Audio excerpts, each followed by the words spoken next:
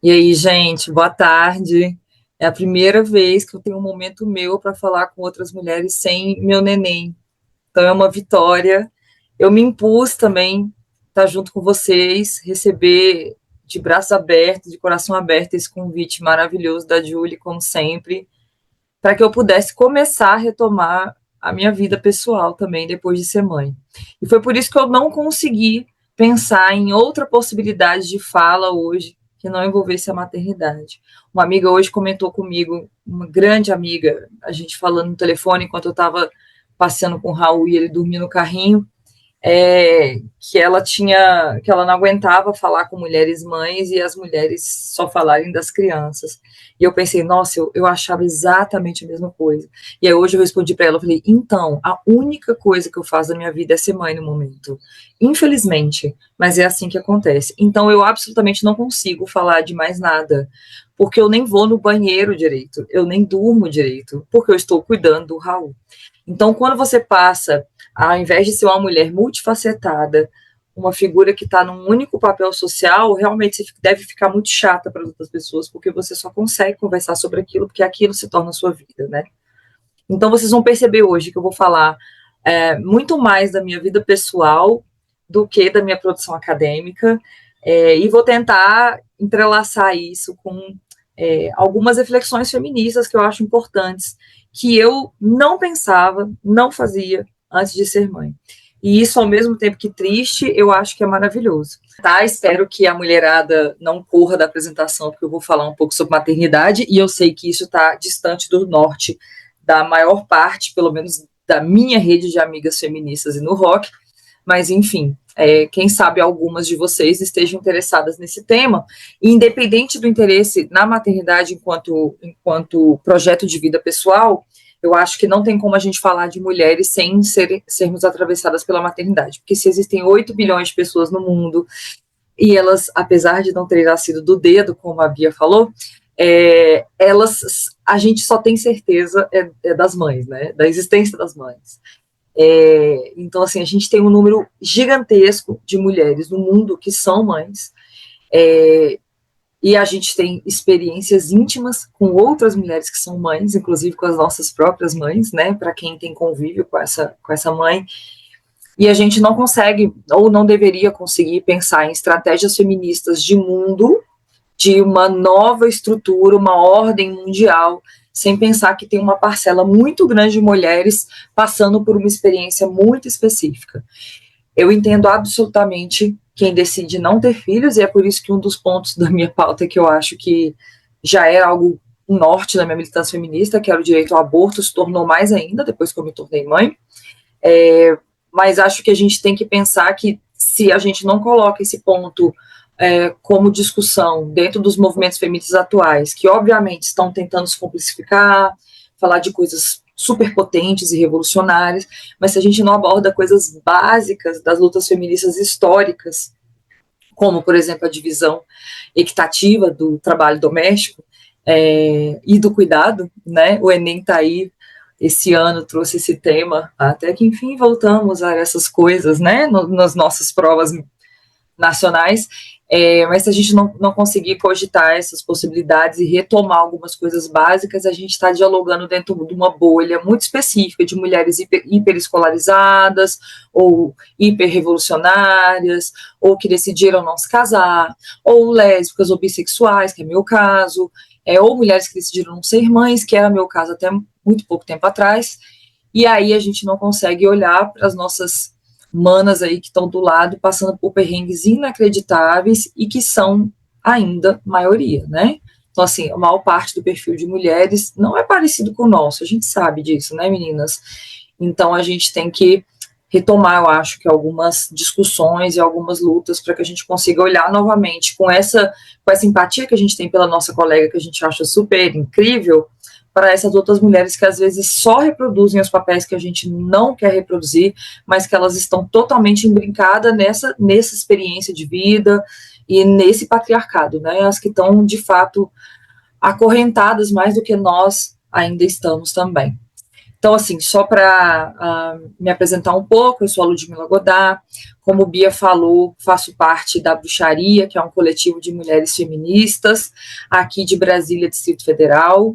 É, a, a Bruxaria, ela pretende ser um espaço, né, criativo, como Bia bem colocou, gostei demais, onde a gente prioriza, neste momento, as mulheres no palco, mas a gente começou a estender a discussão, né, desde da primeira bruxaria para a última, e aí a gente começou a pensar em que primeiro a gente gostaria que só mulheres se apresentassem além do palco, então a gente começou a trazer outros tipos de arte e cultura, a gente começou a pensar também em que a gente gostaria de que tudo que fosse vendido em termos de comida fosse produzido por mulheres, então a gente buscou cooperativas de mulheres agricultoras, a gente trabalhou com a ideia de lixo zero, e aí a gente fez uma parceria com mulheres que têm uma ONG que trabalha com a questão ambiental, a gente começou a trabalhar com as mulheres, fazer oficinas dadas por mulheres, só para mulheres, a partir daí a gente conseguiu mulheres cuidando do som, enfim, a ideia, e aí assim, né, desde do cuidado que as meninas tiveram, por exemplo, em fazer esse panfleto maravilhoso por mão de uma mulher maravilhosa, a gente também tinha esse cuidado na bruxaria, então tudo que envolvia bruxaria era feito por mulheres e para mulheres. E tinha, assim, um espaço para crianças. Na época eu nem pensava em ter filhos, e eu fui uma das que falei que seria importante, porque eu já sentia que algumas amigas que tinham sido mães pararam de ir no rolê, né? Então, faço parte da bruxaria, fui vocalista da banda Poena, que começou ali por volta de 2003, é isso? Produção, acho que é. E depois, parte da Estamira. No caso da Poena, era uma banda mista, 3 meninas e 3 meninos. Na Estamira, nós somos todas mulheres. Uma banda que já tem 13 anos de estrada. Estamos num lapso temporal aí, pós-pandêmico, pós-maternidade, mas esperamos retomar de alguma forma, seja na Estamira ou seja em outros lugares. Assim como as meninas, eu também estudei mulheres, mas, apesar de não estudar mulheres na música, né, meu mestrado e doutorado são em mulheres extremamente revolucionárias, que são as que cometem crimes, né? Então, eu trabalhei primeiro com mulheres assassinas, depois com mulheres traficantes de drogas internacional. E aí eu acho que a partir daí dá para a gente pensar em 1 milhão de coisas, mas eu trouxe alguns pontos, focando um pouco nessa questão da maternidade, primeiro para não acabar com a apresentação das minhas amigas e falar demais, que eu tenho um pouco desse defeito, desculpem, mas também para a gente dividir os temas, né? E aí focar um pouco no que eu estou querendo trazer hoje. Então, acho que essa minha história pessoal é interessante porque ela é marcada pela seguinte ideia. Tendo 40 anos já, eu construí a minha experiência dentro do movimento feminista com a ideia de subverter tudo que era ligado ao papel das mulheres. Então, quando eu comecei a frequentar o espaço do rock, e quis montar uma banda de metal, e quis ser vocalista, e fazer gutural, e a profissão que eu escolhi, onde eu trabalhava, né, com mulheres presidiárias dentro do sistema prisional, fui diretora de uma unidade de internação de adolescentes, trabalhei no sistema prisional masculino e no feminino, então toda a minha trajetória de vida era uma ideia de chutar aquilo que era o papel tradicional para as mulheres, né? E dentro disso, eu recusava a maternidade com toda a minha força. Eu falava que eu não queria reproduzir o papel que me era imposto. Então, tinha uma tentativa de descolar a minha existência do que era não só construído socialmente, mas daquilo que poderia reduzir o meu corpo a um estado biológico que eu não queria aceitar, que eu queria desconstruir, sabendo que é possível desconstruir, né? Então, passei muitos anos dizendo que eu não queria ser mãe e passei muitos anos dizendo que eu não queria me relacionar com homens de forma alguma. Eu brincava com as minhas amigas que a gente precisava montar uma ilha só de mulheres, de verdade. E a gente acreditava realmente nisso. E eu acho totalmente legítimo e cogito isso até hoje várias vezes. Mas com os anos, eu passei a ter vontade de ter um filho ou uma filha. Na realidade, eu passei a ter vontade de ter uma filha. E aí, começou a cair uma ficha em mim que é muito complicado. E eu acho que é a primeira vez que eu compartilho isso com tantas pessoas. Então, sejam delicadas comigo, porque eu acho que talvez eu vá falar algumas coisas que são bem polêmicas. A primeira coisa foi, quando eu comecei a tentar engravidar, já com 37 anos de idade, eu tive muita dificuldade para engravidar. E foi aí que eu descobri que os direitos sexuais e reprodutivos no Brasil, a gente sabe que eles são complicadíssimos, a gente luta dentro dos movimentos feministas pelo direito ao aborto, para que as mulheres tenham direito a assistência de saúde, que a gente tenha a possibilidade de usar métodos contraceptivos, mas a gente está sempre pensando na evitação da maternidade. A gente, lá na adolescência, a gente escuta na escola que se a gente encostar num cara, a gente engravida. E aí a maior parte das mulheres começa, num imperativo categórico absurdo, a usar anticoncepcional desde muito jovem, não entende seu ciclo menstrual, não sabe que tabelia funciona, e é por isso que as mulheres conseguiam evitar a gravidez, mesmo sendo profissionais do sexo, por exemplo. E aí a gente fica com uma ideia muito equivocada de que você vai engravidar a qualquer momento. Eu sei que pode ser o caso de alguns de vocês, de ter tomado pílula do seguinte desnecessariamente, sem a menor chance de engravidar, só pelo simples medo, porque ele foi internalizado na gente, né? E aí eu comecei a me questionar muito como que eu tenho 37 anos, tenho tanta dificuldade para engravidar, e aí eu descubro que realmente as probabilidades para engravidar diminuem muito com a idade, de uma forma em que ninguém nunca me explicou, e mesmo sendo uma feminista que já não tomava anticoncepcional, porque a maior parte dos meus relacionamentos eram com mulheres, e também porque eu queria essa ideia de tentar cuidar do meu corpo sem ter interferência externa, né, nem Estado, nem marido, nem governo, mas ainda assim eu não aprendi em nenhum momento a profundidade dessa dificuldade de engravidar, porque a gente tem esse mundo aí com 8 bilhões de pessoas e a gente pensa, a galera tá engravidando muito. Na realidade, as pessoas transam muito, né? E aí elas engravidam algumas vezes. É isso que a gente não consegue compreender, porque a probabilidade de engravidar ela é muito baixa, mesmo para mulheres que estão no seu auge da idade reprodutiva. Não sei se vocês sabem, é 25%, mesmo transando no período fértil e gozando dentro. Então você pensa, caramba, e foi por isso que eu fiquei tomando esses anticoncepcionais a vida toda e que me fizeram super mal, sim.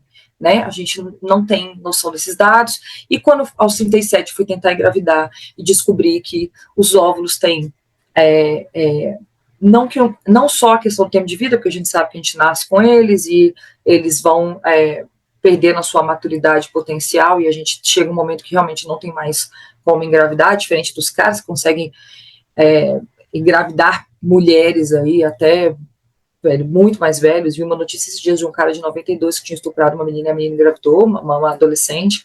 Então, essa perversidade biológica, né, que existe. Comecei a me deparar com a ideia do desconstruir tudo a vida inteira, mas eu ainda sou um corpo, né? Posso desconstruí-lo também, tem como trabalhar em cima disso, e todos os movimentos trans e não binários estão aí para nos dizer, para nos lembrar, mas ainda assim ele está aqui, né? Com a pandemia eu acho que a gente teve um pouco de noção disso por conta da possibilidade do adoecimento, né? Eu perdi meu pai de Covid, então você começa a levar um chacoalhão já da ideia de que a gente é corpo, a gente é frágil, e é isso aí, né? Saúde é uma coisa que está aí, que importa, né? A gente não consegue necessariamente desconstruir tudo que a gente gostaria. E aí eu percebi isso tentando engravidar. Não conseguindo engravidar, cara, tem muito mais coisa errada na ideia de direitos sexuais e reprodutivos no Brasil e na falta de planejamento familiar do que simplesmente dizer que as pessoas não ou tem que tomar anticoncepcional ou não podem engravidar na adolescência, né? Quando a gente pensa em planejamento familiar amplo, a gente também tem que pensar nas mulheres que querem ter filhos. Quando isso vai acontecer? Como vai acontecer? Com quem vai acontecer, já que a gente não engravida do dedo? Então, essa vulnerabilidade que a gente acaba se colocando, às vezes, por ter uma série de falta de informações, faz com que a gente fique refém ou de um pretenso destino, que a gente sabe que não existe, mas parecendo assim, se Deus, porque Deus não quis, é porque não tinha jeito, parece que a gente não é dona da nossa vida, ou ao mesmo tempo refém do que sempre acontece, que é o mercado nos cooptando, né? Eu tenho que congelar meu óvulo, porque eu não tenho ninguém agora, mas eu não quero ter filho agora, então eu vou lá congelar. Claro, vamos lá congelar o óvulo de 30 mil reais. Não é simples assim, e mesmo que fosse, o óvulo não fica vivo, depois eu descobri, vai morrer num monte, tem um tempo em que ele fica congelado, você tem uma idade perfeita para congelar, e nessa idade perfeita a gente ainda não trabalha, e não tem como pagar essa coisa escrota que é esse valor, e ao mesmo tempo, depois que o óvulo está congelado, e aí, você faz o quê? Aí você tem que fazer uma fertilização in vitro, que tem 20% de chance de dar certo, e custa 45 mil reais, então assim, é uma loucura, né, mercantil em cima dos desejos das mulheres, né, e da falta de informação, E aí foi o primeiro baque para mim, sabe? Como que eu, militante feminista há 25 anos, né, desde os 15 anos de idade, não sabia nada sobre reprodução humana. O que é isso, sabe? Então, a primeira coisa é como que a gente ainda está lidando com sexualidade de uma forma rasteira, dissociando da reprodução, o que é maravilhoso quando a gente pode fazer essa opção, mas o que também visibiliza algumas conexões, como, por exemplo, a gente precisa, para ter filhos ou filhas, de um esperma, né? E aí pode ser comprado, se você tiver muita grana, ou se não for comprado, você pode fazer acordos com seus colegas, ou você pode decidir realmente ter um companheiro, né? Que é o caso de algumas mulheres heterossexuais aí no mundo, né? Então, essa foi a primeira questão e eu jogo essa... Na realidade, vocês vão ver que eu vou jogar várias coisas e depois a gente vai conversar, porque eu não tenho respostas, tá? E aí, o que eu percebi também, depois, ok, né? Então, tive muita dificuldade para engravidar, recorri a vários tratamentos e tal. Quando eu já estava indo, talvez, para fertilização in vitro, pensando em fazer um empréstimo para conseguir pagar, eu engravidei do Raul. Nesse espectro aí, várias coisas que eu nem cogitava acontecerem, aconteceram. Do tipo, eu fazia de tudo. Eu, desde tomar hormônio até tomar a garrafada do velho da esquina. Então, assim, você entra num questionamento de tudo que você acredita, quando você percebe que você não controla a si mesma. Que é tudo que a gente quer, né? Tudo que a gente quer enquanto feminista é controlar a nós mesmas, é fazer o que a gente quer, na hora que a gente quer, com o nosso corpo, só que não. E aí, beleza, Raulzito veio, e aí depois, viu, é muito mais louco. E aí não tem jeito, galera. Só quem tem filhos consegue entender. E é aí que eu começo a perceber que a gente vive numa matriz do feminino, né? Realmente. Numa matrix, aliás, do feminino. Eu não consigo entender como várias mulheres às nossas voltas, nossas mães, algumas tias, primas, algumas amigas do rock, inclusive, são mães e a gente não tem ideia do que é ser mãe. Você não tem ideia de como pare. Ah, é natural, natural caralho. Você tem que saber várias coisas, senão é difícil pra cacete. E quando não dá, você tem que ir pra cesárea. E quando é que tem que ir pra cesárea? Enfim, eu fiquei 2 dias em trabalho de parto e ainda tive que fazer uma cesárea de emergência. Então eu falo que eu parei 2 vezes, infelizmente. Você precisa de ter conhecimento e a gente está numa geração onde você não convive com o gestar e parir. O gestar e parir, ele está para as gerações anteriores, né? Essa conexão com outras mulheres que gestam e parem estão em gerações anteriores. Na nossa geração, a gente vive nas nossas famílias nucleares, muitas vezes fora das nossas cidades de origem, e só tem contato com estar grávida quando você mesma está grávida. Você nunca viu o parto de ninguém, porque afinal de contas os partos foram medicalizados e eles acontecem no hospital, então quem vê são os médicos. Você não pare junto com a sua amiga, com a sua vizinha, com a sua prima, com a sua mãe, com a sua tia. Você nunca viu uma mulher parindo até você parir. Você nunca viu uma mulher amamentar, ou pelo menos naqueles primeiros momentos da amamentação, que é do mal, é do capiroto, você não sabe, você não tem ideia, você não sabe o que fazer, você também acha que a criança vai nascer, vai pular no peito, vai mamar, o leite vai jorrar, só que não funciona assim também. Então, uma série de conhecimentos que nós perdemos, mais um deles, né? A gente não sabe como gestar e parir, o que aparentemente parece tudo muito natural, mas não é, tudo muito instintivo, mas a gente sabe que não é. E aí a gente começa a perceber que está só, né? E aí, no meio de uma vida de muita solidariedade feminina e feminista, quando você pare, você está absolutamente sozinho. De todas as minhas amigas do rock, acho que uma ou duas, Raul já está com 11 meses, uma ou duas conhecem o Raul. Ninguém nunca veio na minha casa. Nunca. Então, a solidariedade feminista, que é linda, e eu só existo por causa dela, ela só existe dentro do espectro onde a gente tem ideia de que acontece. E eu não estou falando isso para dizer que as minhas amigas são ruins, porque as meninas que pariram antes de mim, eu não estava na casa delas também. Então, na realidade, não tem a ver, porque a gente não vamos cair nessa questão de individualizar as ações, né? As questões são estruturais. Eu não sabia o que era gestar e parir, e eu não soube, em nenhum momento, o quanto as minhas amigas precisavam de mim na hora que elas gestaram e pariram. Assim como as que não não gestaram e pariram não têm ideia do quanto eu precisei delas e não tive. Então, eu acho que, principalmente para mulheres que estão em lugares que não são tipicamente femininos, e aí é que a gente vê onde a gente construiu uma trajetória que nos leva para um lugar onde a gente está mais ainda apartada de uma solidariedade básica que outras mulheres que não são desconstrutoras do papel feminino, às vezes não estão. Então eu percebo que, por exemplo, minhas primas que são do interior do Goiás sempre questionaram, mas por que você tem uma banda que toca isso que eu não entendo nada, mas por que você trabalha na prisão, por que você anda vestida desse jeito, por que você não quer casar, por que você namora uma mulher?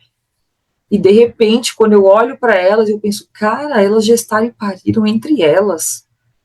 Elas estavam na casa umas das outras, elas estavam amamentando uma do lado da outra, elas ajudaram a outra a parir, elas ensinaram a outra como que era a contração, o que tinha que ser feito. Elas estavam no mundo solidário que eu não tive. Eu estava muito na desconstrução do que era e construindo outros laços de solidariedade, mas perdendo alguns. Então, a minha ideia não é a gente retomar com o princípio original, né? Agora eu virei mãe, sou conservadora, estou querendo desconstruir tudo que um dia eu tentei construir. Não, gente. Para mim é ampliar. Eu nunca quis uma reforma, eu sempre quis uma revolução feminista. Então, eu não quero só ter uma banda, eu quero ter uma banda, eu quero ser mãe, eu quero trabalhar, eu quero tudo, né? Eu quero tudo e muito mais e muito bem. Então, assim, essas redes solidariedades que a Bia está falando, para mim, elas têm que ser só ampliadas. Não adianta a gente deslocar elas de um lugar para o outro. Então, a gente não pode deslocar da casa para o público, para o espaço externo. A gente tem que estar em todas as esferas com a nossa rede de irmãs juntas, porque senão a gente não sobrevive. Não são os homens que parem. A gente vai continuar tendo a exclusividade dessa função social para as que querem e para as que não querem, porque elas estarão do lado de mulheres que querem. Então, o que a gente faz com isso, né? Então, sair dessa matrix da maternidade. Eu não consigo entender como tantas mulheres parem e eu não tinha ideia do que era e eu não estive lá pelas minhas amigas, né? Então, como eu falei que eu não quero uma reforma, eu quero uma revolução, eu não quero só estar na banda dos caras, ou só ter banda também. Eu quero que as crianças estejam no rock. E eu quero saber quem são os filhos dos caras, né? Se eles têm filhos, se eles têm filhas. E se eles têm, por que as crianças não estão lá? E por que os caras estão lá e eles são casados e a gente nunca vê as esposas deles? E a gente quer tocar com esses caras? Quer dividir o palco com esses caras? Eu não quero dividir o palco com esses caras. Eu não quero estar num lugar onde eu não vejo crianças, porque se as crianças não estão lá é porque as mulheres não estão lá. Isso é que é fato, né? A gente já poda daí a possibilidade das mulheres estarem no espaço, no rolê. Ou elas ficam lá anos fora e de repente voltam. Ai, mesmo sendo mãe eu voltei. Eu não quero voltar. Eu queria ter estado lá desde o início. Eu não queria ter saído, né? Essa aqui é a questão. Então, quando a gente pensa nisso, aí lá me vem mais um chute na cara em relação ao controle. Ludmilla sonhando com uma filha menina e me vem Raul. Abertamente falando, eu chorei um dia inteiro quando eu descobri que era um menino. E eu chorava porque eu queria uma menina, e eu chorava porque eu pensei, eu não quero criar um cara. Eu falei, meu Deus, como que esse cara vai ser? O que esse cara vai ser? Como que eu vou fazer isso? E aí eu chorava porque eu tava pensando isso, eu já me sentindo culpada por estar chorando porque eu não queria um menino. Eu, meu Deus, já tô rejeitando o menino antes do menino nascer. Já fiquei louca. E aí isso foi muito impactante para mim, porque depois eu tive que perceber que a maior revolução que eu vou conseguir fazer nessa vida, não importa tudo que eu já fiz até hoje, é conseguir criar um cara decente. E vai ser muito difícil. E eu preciso muito de uma rede de apoio para isso. E essa rede de apoio, ela não existe direito. Porque as minhas amigas mais revolucionárias, mais libertas, ou decidiram não ter filhos, ou decidiram ter filhos e quando foram tentar já não conseguiram por causa da idade e ficaram muito mal por isso.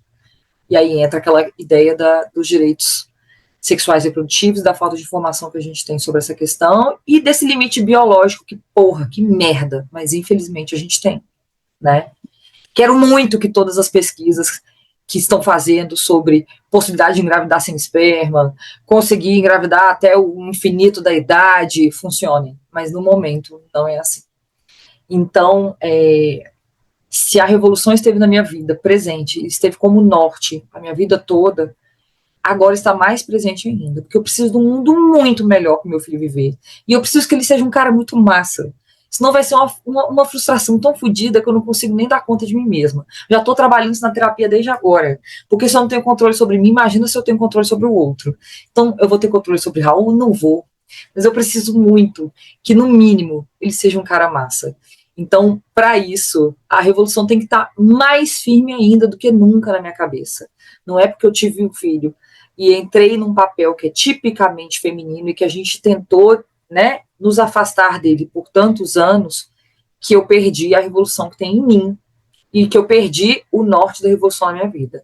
Ao contrário, eu preciso de mais, porque eu preciso que o mundo seja muito melhor e eu preciso que Raul seja muito melhor do que os homens que eu conheço são, né? Então, assim, para finalizar, porque eu acho que eu já falei demais também, eu acho que é isso, né? Retomar algumas pautas feministas urgentes para que a gente consiga associar o que a gente tem feito de libertário e de inovador nos movimentos feministas nos últimos anos, com pautas que foram dos movimentos de mulheres antes de serem autodenominarem feministas, mas há muitos anos, né? Que é isso, né? Direitos sexuais, reprodutivos e planejamento familiar de fato, em todas as esferas, seja para abortar, seja para decidir gestar e parir, seja para adiar essa gravidez, seja para decidir estar grávida jovem, enfim, né? As mulheres decidem, o Estado, aliás, a sociedade respeita, o Estado garante. Esse lema que é abortista, ele é para engravidar também. Se eu decido ser mãe, a sociedade tem que respeitar, independente do momento que eu esteja da minha vida, e o Estado tem que garantir. Então, por exemplo, congelamento de óvulo, fertilização in vitro, tem que estar no SUS. Eu me inscrevi. Lá dizia que era até os 39 anos, sendo que demorava 3 anos a fila. Então eu já sabia que eu não ia dar conta, porque eu já ia estar com a idade mais avançada quando a fertilização in vitro fosse garantida para mim. Então, assim, né, novas pautas para tempos modernos, né, digamos assim.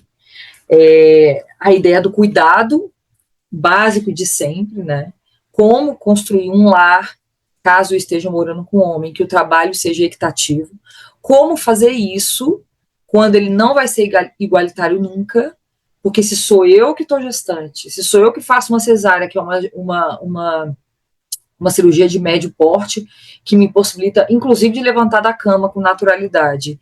Se sou eu que amamento e ninguém mais pode fazer isso por mim, caso eu decida amamentar, claro, né, que eu poderia não amamentar, mas caso eu decida, como é que eu faço esse trabalho ser equitativo?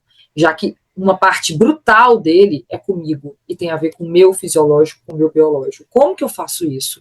A gente tem que ser original e criativo para pensar em possibilidades.